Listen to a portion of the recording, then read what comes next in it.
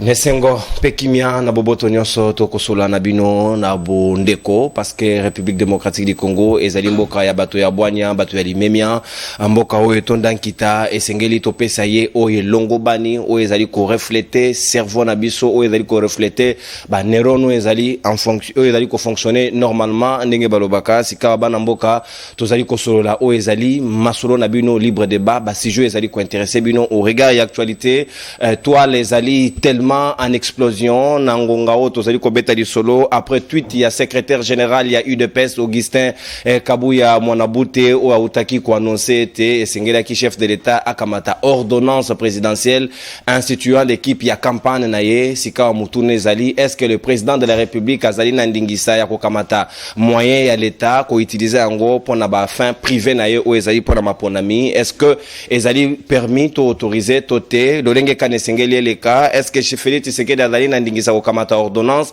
pour nokotia équipe naye ya campagne esengeli ya accompagner? Est-ce que kokende déjà n'avance te par rapport ya ba candidat basusu? Est-ce que kozala réellement une compétition na maponami oyo ou bien zali déjà gagné d'avance? Comment ça doit se passer? Yango peto kosola yango na libre débat ya mokolo lelo sujet na biso ya mibale ezali lié na insécurité ezali ko régner na partie orientale ya mboka na biso. FRDC est signé communiqué mokolo ya lobby mercredi ba lobby était 10 localités de plus ezali récupéré na maboka bayi M23 o abandonnaki avant que EAC ait occupé na zone tampo na ba récupérer yango sous l'œil impuissant ya EAC sauf résistance ya FRDC na ngonga lelo na territoire ya Masisi topé ya Ruchuru sikoto komito na mutuna. Christophe Lutundula apesa ki date ya le 24 ya début des hostilités pour la République démocratique du Congo pour récupérer ba territoire na biso. Est-ce que zalaki stratégie ya kobuba bango pour na to récupérer bango na contre-pied? Comment ça doit se passer? Ou bien zalaki na ngoka ka déclaration populiste de nature à dormir debout toko sola ngona bayi kongoman bazai na biso tout autour ya plateau ya libre débat ya mokolo lelo na ngambo ya UDPS tozali na maître Winner Kankolongo azai na biso moko ya bayi cadre pe communicateur ya parti au pouvoir tozali na mwana mboka le kamavinga de la politique congolaise Mitterrand Ilunga azai na biso elongo moko ya Kabila Fort Vert totondi obotondi pe boyi malamu na libre débat pe tozali na maître Eric Bilambadu moko ya bayi cadre pe communicateur ya Senark o ezwami kati ya union sacrée pe tozali na mwana mboka Rigo Katumba ya UDPS le peuple ya Mubake o ezwami na kati ya opposition na bango de toko sola mai politique ya tongwa lelo ba hostilité na biso toko fungola ngo na ngambo ya maître Winner Kankolongo batu bako kamba mboka o azali ko appartenir na parti e kambami na secrétaire général Augustin Kabuya azali pratiquement président ya UDPS. Maître Winner ba déclaration ya Kabuya parfois batu bako komo on dirait comme ko déraisonner ou bien parfois azali ko respecter azoko tanga susuma ba mibe ko likunzi ya mboka te. Est-ce qu'il est permis au chef de l'état ya ko kamata ordonnance pour na constituer équipe ya campagne naye? Est-ce que ezali peut autoriser ye à faire ba moyen ya l'état pour na ba fin ya campagne naye o ezali de nature privée à compétir au même titre que ba candidat nyonso? Merci beaucoup de konana nkuru tu qui toi de pesana ba ko débatteur mbote en plus to pesa bana mboka nyonso place bazali ba kongomani to pesa ba membre EDPS ba combattant na ba combattante na yemorope Augustin Kabuya parce que c'est le secrétaire général de notre parti. Mambo des Arasouté maître Winner Obosani. Aujourd'hui il s'agit de Augustin Kabuya. Non, on cité parce qu'il est concerné dans le sujet. On peut s'emboter. On m'avait appelé pour lui. On a payé non mbote place azali. Faut comprendre que moko naye ya ba soldat EDPS azape na plateau M5 maîtresse de l'eau. Ndeko non na mutuna nayo ki ba interrogation misatu na kati ya liboso. Est-ce que Kabuya azo déraisonner te?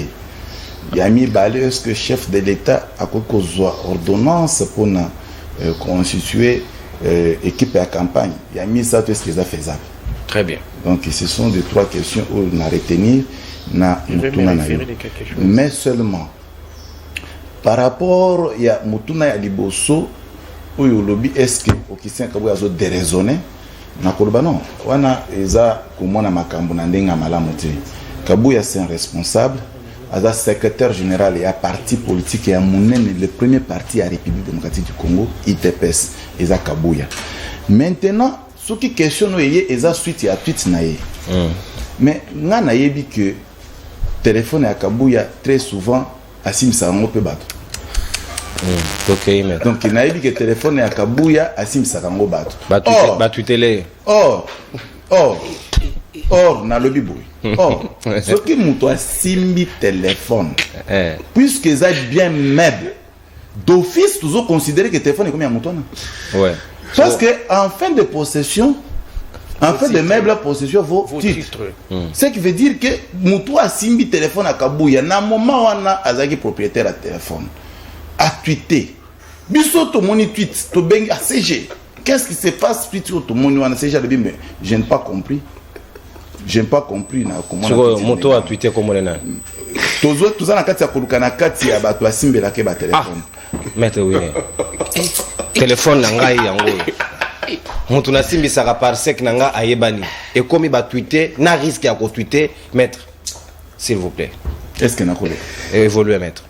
Donc eloko zo boya kondima Isaac. Na boya kondima te na opinion zo kama mambo lobi. Mais opinion ko kama te parce que opinion wana ba yebi. Biso tout ça na ba téléphone.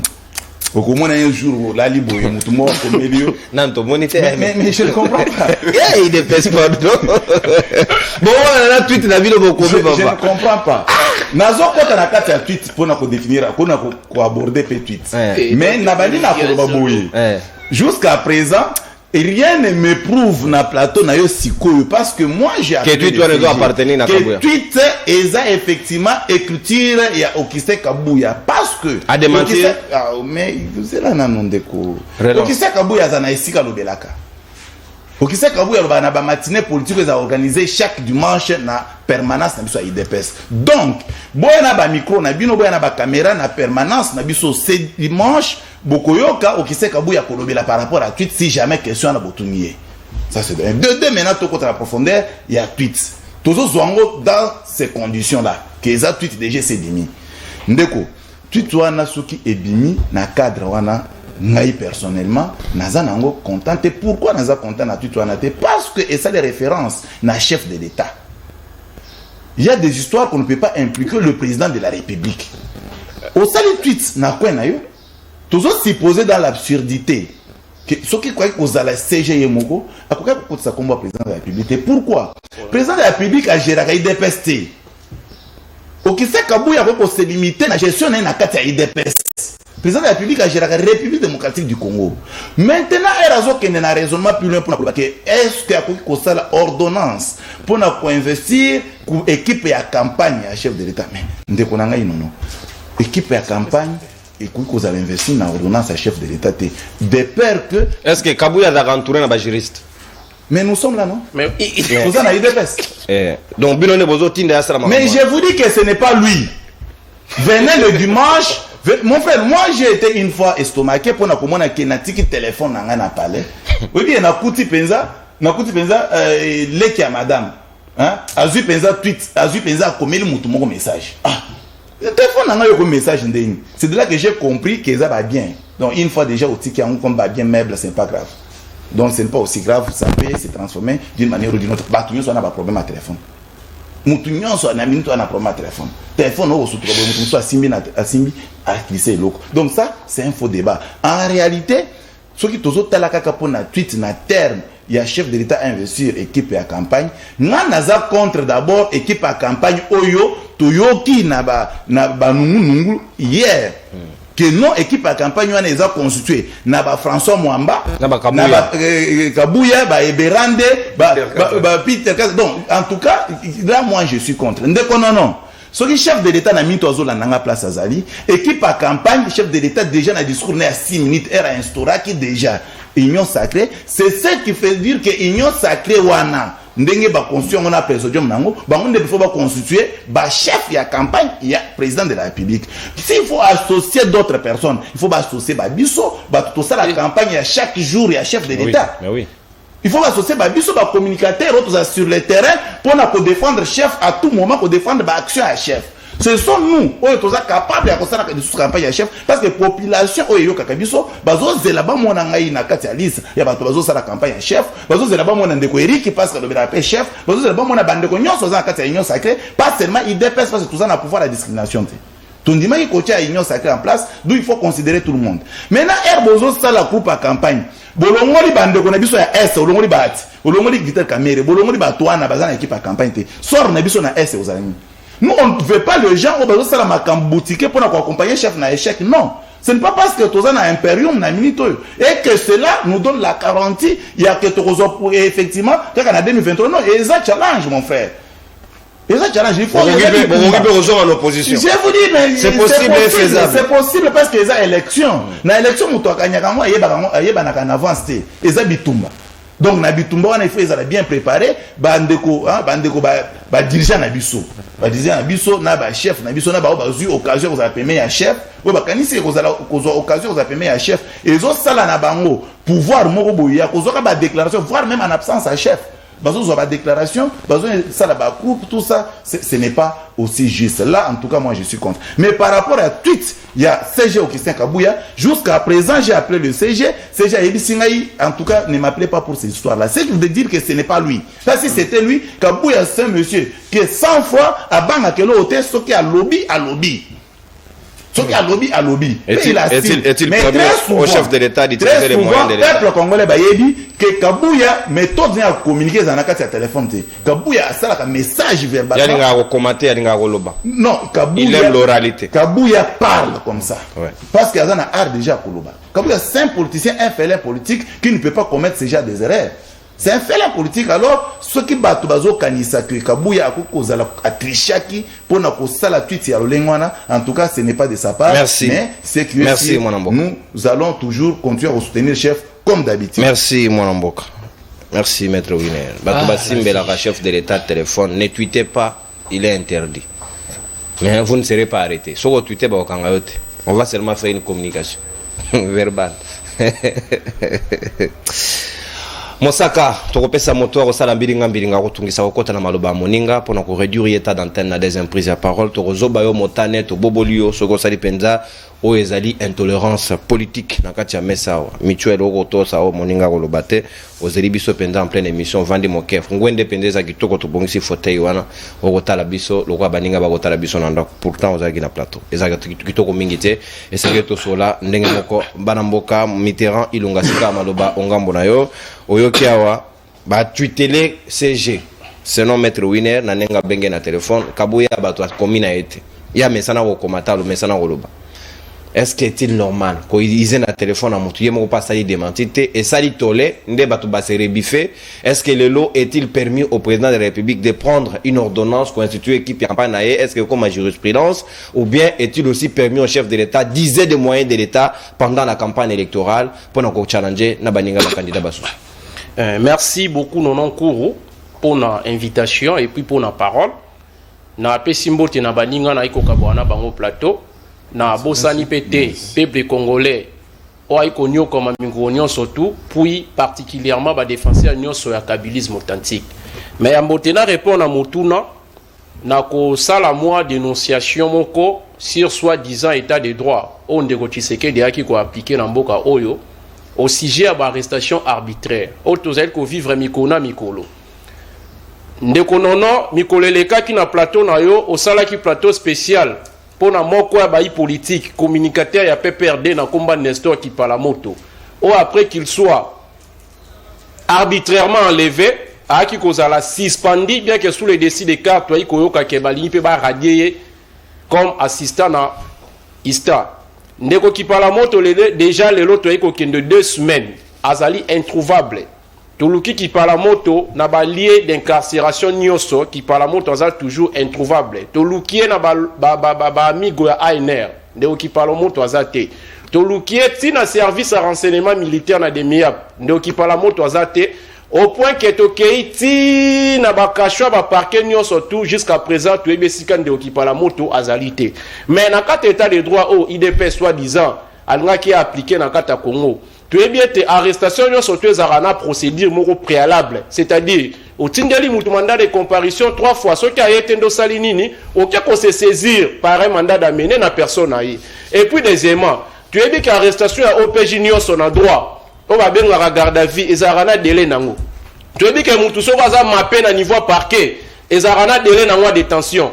Tu as vu que mutu so ka komi pe na tribunal comme prévenu et zarapé na délai nango pour na kosa nini ko juger ko pese etumbu na suka. Mais quand ndeko ki pala moto, l'infraction pour laquelle ndeko kometa to éviter Et si quand même incarcéré ndeko, tu évité, yangwana na mokuse te lobi ke nyo sotu ya mabe. Après Jimmy Kitengelele komi ki pala moto, toujours nous les kabilistes. Nyo so ya mabe o eko komi la ki pala moto kombo nango IDPS. Donc moi moku ya mokie na ngana loba po na marambo etali ki pala moto, déjà to déployer bandeko to eko ke luka eti na ba kasho na ba province. Dans les lots eko kene na kaso à Luzumu na Congo central to ke na ko tala ndeko kuna mais o eko komi la kombo nango IDPS. Merci. Rapidement, na kosala moi toilettage na principe général moko à droit civil maître Winer Abimisawa alobi que en fin de meubles et possessions vos titres. Principe wane la kisinini. Pour justifier le fait que notre téléphone ya Kabou ya muta tweeté za ki une tierce personne auprès de qui Kabou ya simbisa téléphone. Donc mutolande a tweeté ya wana ya bimisi na principe ya droit civil en fin de meubles et possessions vos titres. Principe wane la ezalaka employé à quel moment? C'est-à-dire n'a illustré exemple un simple. Toi ko wele le loko ngana yo non. Yo lobi ke téléphone ya yo, ngape no bi ke téléphone ya ngai. Mais n'a pas prouver que téléphone yo eza ya yo. Puisque c'est un bien, il faut n'abimisa titre aux alcopes sangai droit réel sur ces téléphones. Il y a un moment où on a basé là, principe ya bimisi, mais ça n'a rien à voir. Na makambo le fait que oya kosi que Augustin Kabou a simbisa mutu téléphone nde mutu wana salinini a tuté na place. Et donc principe on a fallait pas ou employer. Ce qui peut-être non principe wana et s'appliquera na cadre ya roi Salomon ce ba wela bébé. Tout à fait. Donc yo bimisi titre que non eloko eza ya ngai itala ko to mokanda ya ngoyo wande place ba employer principe wana. Ce qui peut-être anga ka lobela likambo ya détention détention précaire na droit civil toujours dans na simbi eloko de manière précaire. Peut-être il allait parler de la détention précaire dans la simbi téléphone provisoirement, mais il y a un été alors que mon corps c'est ça la détention précaire qui n'a rien à voir dans le principe où il y a Sainini à Bimisi. Na kesikoyo na motuna. Ndeko torosala mo analyse moro mukie sur ba mode d'expression juridique, il y a autorité politico-administrative parce que en vertu il y a principe, il y a dédoublement fonctionnel en droit administratif. C'est ainsi qu'on doit nommer les autorités donc politico-administratives. Donc ils sont à la fois autorités politiques, à la fois autorités administratives. Exemple des ministres. Mode d'expression juridique, il y a ministre Nyon Soto Zalaranini, arrêté. Mode d'expression juridique, il y a premier ministre Zaranini, décret. Et puis mode d'expression juridique, il y a président de la République Zalara, ordonnance. Pourquoi? Parce que la décision, ça engage la vie de la République. Ça préoccupe les questions du peuple. Donc un ministre, lorsqu'il agit par voie d'arrêté, il engage la République. Mais ça peut aussi arriver à statuer sur voie de décision. Ça arrive parce qu'on a tout le monde le droit autorité administrative. Maintenant, président de la République, lui, n'agit pas sur base des décisions. Mais la personne qui agit sur la base des décisions, c'est le directeur et le cabinet naï. Mais elle aura ordonnance pour pouvoir engager la République. Donc cette décision-là engage la vie de la République. Maintenant, réfléchissons. Prendre une ordonnance par le président de la République pour pouvoir nommer les membres. Il y a qui peut combattre la campagne. Je suis en train de réfléchir en droit, en sociologie, en réponse. Maintenant, on a commis tout. Voilà le communiqué est là. Les tweets. Les tweets est là. Peuple Aïkotanga. Ça, c'est Augustin Kabouya. Jusqu'ici, son Excellence Félix Antoine Tshisekedi Tshilombo n'a pas encore dévoilé son équipe de campagne, sauf qui a eu une erreur de communication et de compréhension autour de ces dossiers. La mise en place de cette équipe de campagne dans les jours à venir fera objet d'une ordonnance présidentielle. Sikoyo, là c'est Kabouya qui l'a dit, n'a qu'à contenir à tweet naïe. Et puis, Moutousoga a commis président de la République, constitutionnellement parlant, il va se désolidariser de sa famille politique. À cause de désolidariser la famille politique, ceux qui vont accompagner une élection, pour accompagner étant que les collaborateurs politiques, c'est-à-dire quoi? Ils vont s'organiser entre eux, soit d'une part, Union Sucrée, soit d'autre part, IDPS, va s'organiser, pour accompagner des Konakatia. Campagne électorale. Maintenant, l'ordonnance, il y a président de la République et Kolukani Nakati. N'a même non moi musika. Bon, moi naka chaque fois qu'il y a des Kabu à ceux qui a lobby toi commis et Zalara na bagaf. Il y a un na zongi na likanisi moro na kata philosophie. Bah sabi soit le romoro boye. L'exercice le plus difficile dans la vie c'est les raisonnements. On reconnaît une personne. On a raisonné à malamu à partir d'argumentation. Parce que on réfléchit, on raisonne, on produit. Quintessence, il y a substance, il y a raisonnement à travers. Ce qu'on on peut dire qu'il a déraisonné. Mais il a déraisonné. Ça, c'est pas moi qui l'ai dit. Ça sont des règles scientifiquement établies et par la logique formelle et par la philosophie dans son ensemble. Ça, c'est pas moi qui l'ai dit. Depuis quand ordonnance il y a président de la République et comme il concerne Makambu, tout fonctionnement il y a parti politique. Parce que toi, soit tu as IDPS, soit tu as Union Sacrée. Est-ce que tu sais qu'il dit, tu as mis toute la question dans le droit congolais?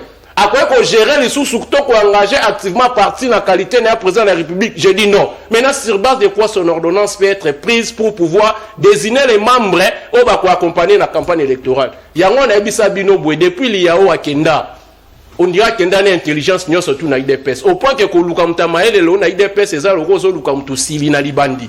Par conséquent, il y a un. Et puis, on a personne de Roland Floride a raison. Alaksa bino ke moniere nde memela biso malédiction na Congo sur ce plateau ici moniere katani. Lelo Mitterrand ni miasali révélation.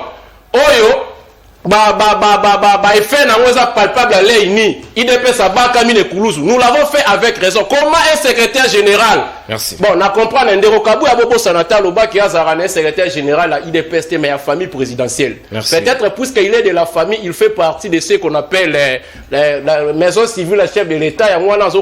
Il a ça, c'est lui-même qui l'a dit. Merci.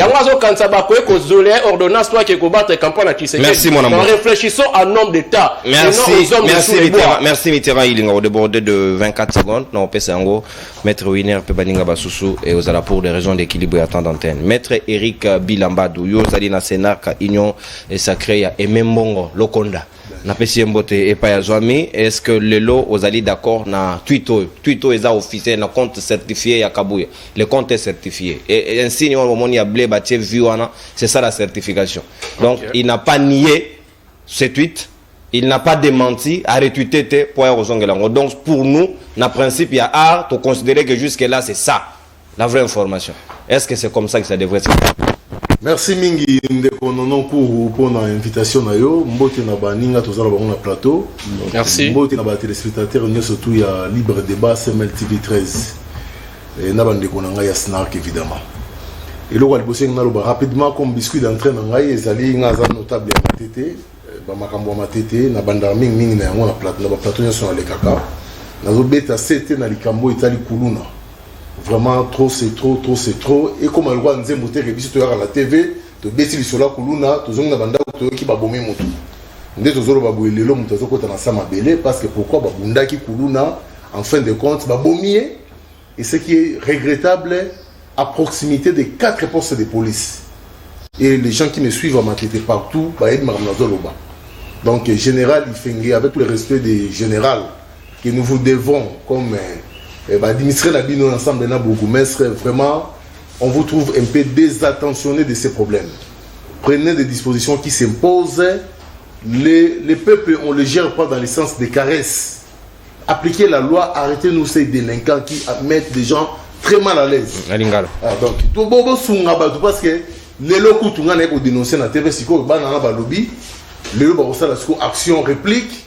Il faut alors ça commence à sérieusement déranger la population. Il y a au niveau britannique qui va dans ma tête. Rapidement, pendant la question moi je l'ai toujours dit, passage sur la TV, na notion pédagogique. Certaines personnes l'équipe sur la maëlle, ni sous comme les cas. Et beaucoup d'autres sont seulement informés à travers la vision de tous les Carabois. Il faut appeler les rouges, les bleus, le bleu. C'est regrettable. Ça, je le dis, pas dans le sens d'indexer la personne de M. Augustin Kabouya, que je respecte beaucoup. Mais le format dans lequel les choses se passent, surtout autour, il y a combo chef de l'État, et on doit se le dire. Dans mon tweet, quand ils ont certifié. Je ne suis pas contre l'argumentaire de mon frère qui est Corneille qui venait de Winner, pardon, qui venait de dire que il semblerait que téléphone se retrouva qui n'a pas beaucoup à Moutoumoussousou. Ça c'est pas un argument qu'on peut brandir devant la place publique pour une personne censée être gérant, il y a parti au pouvoir entre guillemets. Alors la réplique ou bien le raisonnement la personne s'engage vendre dans Twitch automoni. On ne peut pas spéculer sur automonité. Dieu merci, il est en train de reconnaître dans Twitch erreur et communication. Mais les erreurs ne sont pas valables à un certain niveau. À un certain niveau. Non, on doit se le dire. Donc, s'ils n'ont pas de capacités requises, c'est va démissionner. Non, on ne parle pas ici des capacités requises, mais on n'admet pas certaines erreurs autour du chef, surtout des erreurs publiques. La partie bien erreur publique. Et oui, ça rassemble. Erreur en privé, ça se passe toujours, même dans le cabinet, avocat, dans les milieux restreints, il y a partie. Il y a certaines déviations que nous gérons. De façon familiale, dans la partie, bien dans le ministère de ça là. Mais quand ça prend la publicité et que la publicité porte sur le chef, c'est pas honorant. On doit se le dire clairement, il n'y a pas à mâcher les mots ici. C'est pas parce qu'on est des lignes sacrées qu'on va valider des trucs comme ça. Alors, exactement pour le droit de l'union sacrée, on dit Mamaramba Boy. Il y a un lobby que ils ont erreur de communication. Et on est correctif. Tu n'es pas chité pour dire que et vous allez sanctionner par une ordonnance présidentielle. Donc en corrigeant l'erreur, on ajoute une autre erreur. C'est-à-dire, la première étape, il y a tweet, le premier contexte, il y a tweet. Déjà, le fait qu'on reconnaît l'erreur, ça met tout le monde en confiance que les fameux communiqués. Où est Tambola qui n'a pas de téléphone, n'a pas surtout dans les réseaux sociaux. Qui équipe est bimé. Et qui équipe est bimé, c'est déjà un démenti. Ça, c'est déjà bien. C'est-à-dire, en termes de correctif, c'est déjà bien. Mais maintenant, la fin blesse encore. La dernière phrase. Non, c'est-à-dire que le chef, c'est un homme, le chef de l'État, Félix Antoine Tshisekedi, à Lingimboka Mingi. On sait lire volonté, ou même Mboka ouvert avancé. Tout le temps, on a des efforts. Et singalité, comportement de entourage et floué tout, volonté politique ou on est au Bonsambo. Les chefs de l'État, d'abord, le fait qu'on a déjà la qualité officielle, il y a Mkonzambo, président de la République, au commis désolidariser sur le plan opérationnel, n'a partenaire. Comme le président a retenu surtout. Président Fayoulou, président sénateur Avi Kabila, président Moïse Katoumbi a retenu surtout. Alors, les ordonnances ont un caractère officiel. Dans l'ordonnance, c'est Mikanda ou Mkonzambo a signé, et c'est engagé Mboka, et c'est engagé parti politique. Ce qui n'a règlement d'ordre intérieur, ou bien comment Mikanda Mebeko ya IDPS. Un statut. Dans la statut, voilà par exemple. Similaire concept ordonnance dans la décision. Le président a parti à Zouaka. On peut encore admettre que l'essence il y a un concept ordonnance dans Twitter. Dans le bien. Les gens qui sont par exemple dans le SNARC. Dans le bien, les gens qui par exemple la décision, moi je aimé Pascal Mongo le Zouaka. Bisson à niveau à l'interne. Bien que des déviations les années mais tout bien la décision dans l'ordonnance, c'est encore valable dans ce contexte-là pour l'IDPS. Mais parler d'ordonnance dans le sens il y a comment.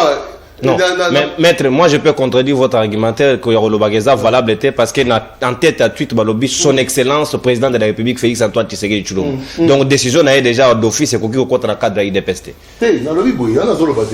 Ici, ce n'est pas le chef qui écrit. Ici, c'est M. Kabou qui tweet.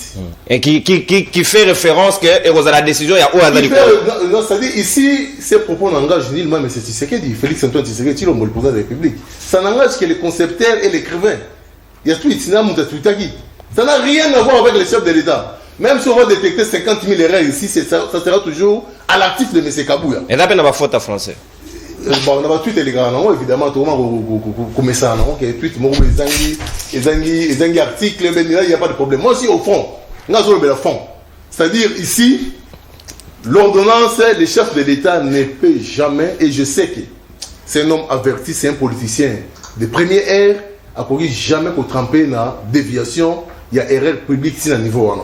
Alors, et là, on a pas tout basali, on a biso Kouloutou Nangai Augustin Kabouya.